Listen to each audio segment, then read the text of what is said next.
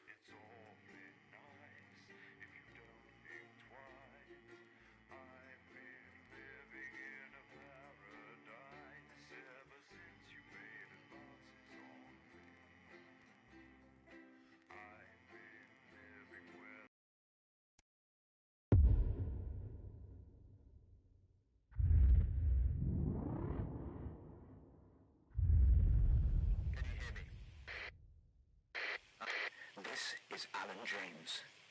The revolution starts tonight, Alex, and we need your help. Throughout this broadcast, we're going to ask you to do things that will directly help with this mass protest. I'll be talking to you regularly tonight, and I'll also be hacking you when I can. Please help get our message out. We're on the verge, Alex. You've always been fair and balanced in your approach to us. With your help, we can tip the balance in our favour. If you play our tape at the second break, that's when we think it will have the most impact. It's on your right. Episode of Just the Job, followed at 10 p.m. by a chance to see the very last episode of Just the Job. So what? At 10:45, Dr. Adrian Atkinson-Blimey will be attempting to learn the xylophone in Incisors, and that's immediately followed by the latest episode of our travelogue across the territories at 11:30, where tonight Jenny Demina will be looking at the old labour camps of the former Urkistan and how they've been converted into luxury holiday camps for the territory's family breaks. The Territory Weather Report takes us into the daily advanced briefing before we spend the night showing you a series of random pages from Terrytext, accompanied by offensively inoffensive music. 4, But first, 3. it's over to the newsroom for tonight's National... Good evening, this is the National Nightly News broadcasting across the territories. My name is Megan Wolf. Our top stories tonight. Future legend. It's been 40 days since Disrupt conducted multiple attacks across the territories. During the coordinated action, subsequently dubbed the Night of Fire, emergency services were kept busy at the agricultural centres, while a series of covert attacks were carried out freeing political prisoners, including former newsman Jeremy Donaldson. Nothing has been heard from the missing journalist since the violent Disrupt attack on his convoy 6 weeks ago. Donaldson was on his way back to Betterment after his notorious court appearance. All of us here at Channel 1 hope that wherever he is now, he's safe. Food, glorious food. With the last of the menu centres opening in territories 5, 8 and 14 today, Advance confirmed that the programme is now in full operation, providing free food for every citizen of the new future. What started as rationing during the 20-week war has blossomed into a social contract that is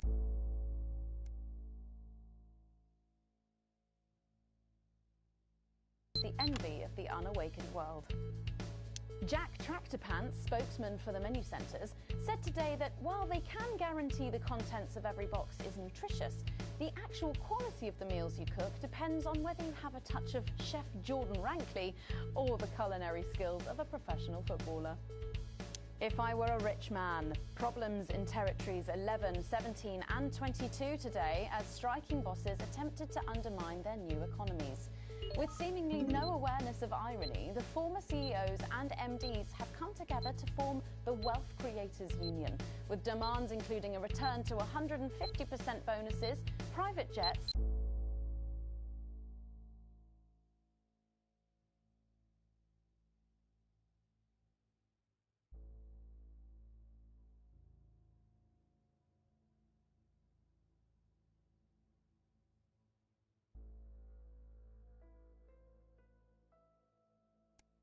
and mandatory grovelling zones. Advance have been quick to respond, saying if they would rather quit their cushy jobs to become nurses or teachers, they'll earn significantly more than they used to pay their own workforce. Thus far, no one has taken up the challenge. Some fun now. Signs of ever more resistance to Advance's radical policies today, as popular resistance movement Disrupt extended their reach further across the territories. The organisation's emblem appeared in every major city across the territories last night in a well-coordinated publicity stunt, which has seen them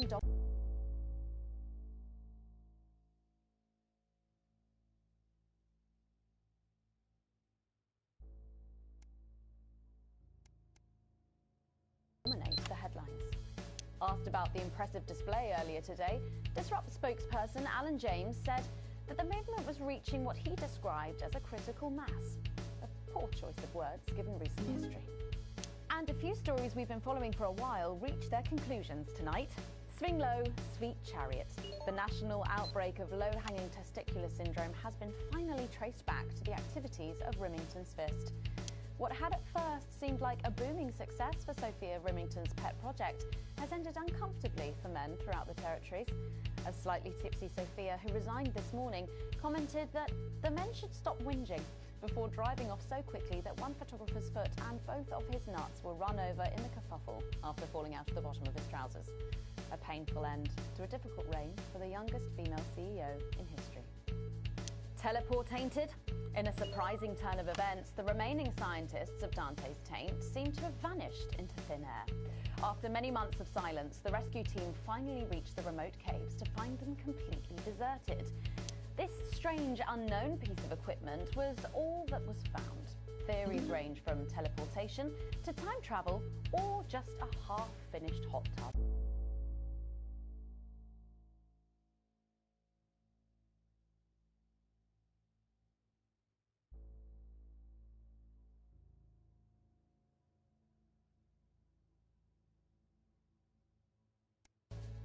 Cash in the hat trick. Beer tycoon and world's richest man, Johnny Hamsleeves, is seeking to cement his place in the annals of history by today releasing his own currency. Johnny claims the mint he's installed on the east shore of his private island can print 100,000 hammies an hour. Lacking any status as legal tender whatsoever, he encourages customers to use it to fill swimming pools, decorate living rooms, or trick the elderly. All that, plus we'll be taking a trip to dangly parts for the notice board, as well as getting a sneak peek at the hottest ticket in town. That's all coming up on tonight's National Nightly News.